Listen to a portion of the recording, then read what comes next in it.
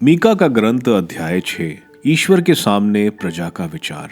प्रभु का यह कहना सुनो, उठो, पहाड़ों के सामने अपनी सफाई दो, पहाड़ियों को अपनी बातें सुनाओ, पर्वतों, पृथ्वी को संभालने वाले चिरस्थायी खंभों, प्रभु का मुकदमा सुनो। वह इज़राइल पर अभियोग लगा रहा है, मेरी प्रजा, मैंने तुम्हारा क्या अपराध किया है? मैंने तुमको क्या कष्ट दिया है? मुझे उत्तर दो। मैं तुमको मिस्र से निकाल लाया, तुमको दास्ता के घर से छुड़ाया। मैंने पथ प्रदर्शक के रूप में मूसा, हारून और मरियम को तुम्हारे पास भेजा। मेरे लोगों, याद करो कि मोआब के राजा बालाक ने कैसे कुचक्र रचा था और बओर के पुत्र बलियाम ने उसे कैसे उत्तर दिया था। यदि रहे कि शिटम से गलगल तक क्या क्या हुआ था, जिससे तुम प्रभु के उद्धार के कार्यों को समझ सको। मैं क्या लेकर प्रभु के सामने आऊंगा और सर्वोच्च ईश्वर को दंडवत करूंगा? क्या मैं होम लेकर उसके सामने आऊंगा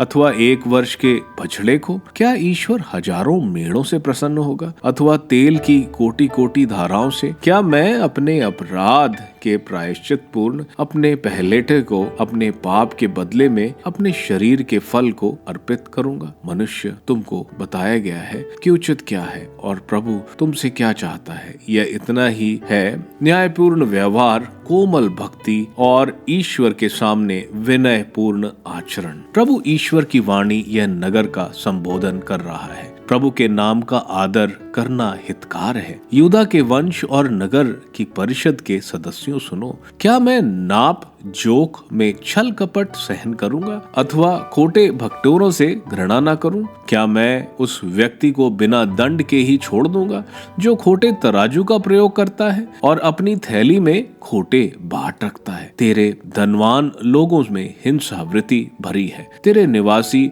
झूठ पर झूठ बोलते हैं और उनके बातचीत कपट पूर्ण होती है। इसलिए तेरे पापों के कारण ही मैंने तुझ पर आहत करना और तेरा विध्वंस करना प्रारंभ किया है। तू खाएगा पर भूख मिटेगी नहीं, पेट हमेशा खाली रहेगा। बचाने पर भी तू कुछ ना संचित कर सकेगा। जो कुछ बचेगा भी उसे दूसरे आकर तलवार के बल पर छीन लेंगे। तू बोएगा किंतु काट नहीं पाएगा। भले ही तू जैतून का तेल निकालेगा पर उसे अपने ही बदन पर कभी ना लगा पाएगा। तू अंगूर का रस निचोड़ेगा किंतु अंगूरी नहीं पी पाएगा। तूने तो ओमरी के विधानों का पालन किया, आहाब के घरानों की सब रीतियों का अनुसरण किया और अपने रहन सहन में उनका अनुकरण भी किया। अतः मैं तुझको उजाड़ दूंगा और तेरे निवासियों को उपहास का पात्र बना दूंगा। तुझे दूसरी जातियों की निंदा सहनी पड़ेगी।